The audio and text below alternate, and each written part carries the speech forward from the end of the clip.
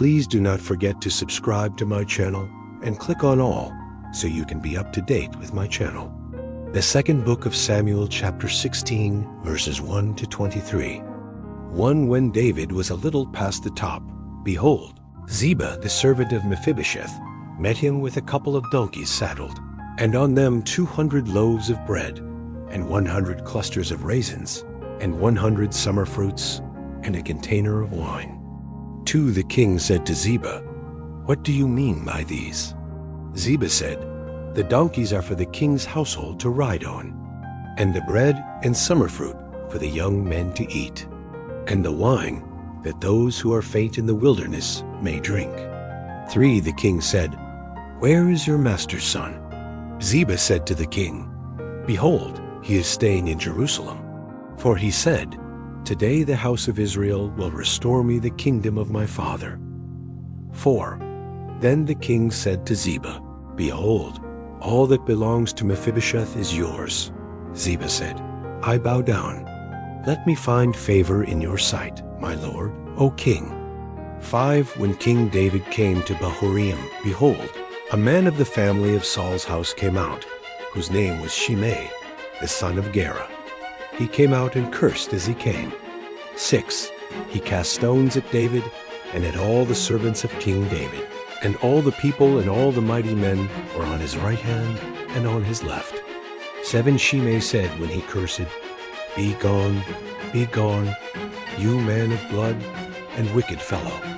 The Lord has returned on you all the blood of Saul's house, in whose place you have reigned. The Lord has delivered the kingdom into the hand of Absalom your son. Behold, you are caught by your own mischief, because you are a man of blood.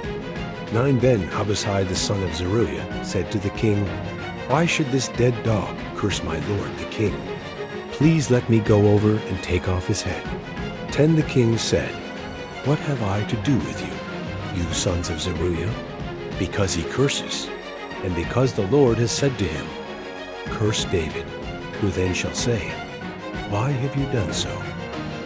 David said to Abishai and to all his servants, "Behold, my son, who came out of my bowels, seeks my life. How much more this Benjamite now?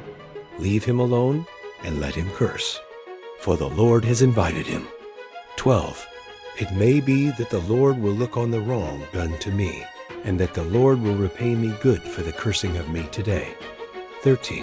So David and his men went by the way, and Shimei went along on the hillside opposite him, and cursed as he went, threw stones at him, and threw dust. The king and all the people who were with him arrived weary, and he refreshed himself there. Absalom and all the people, the men of Israel, came to Jerusalem, and Ahithophel with him. When Hushai the Archite, David's friend, had come to Absalom, Hushai said to Absalom, "Long live the king! Long live the king!" Absalom said to Hushai, "Is this your kindness to your friend?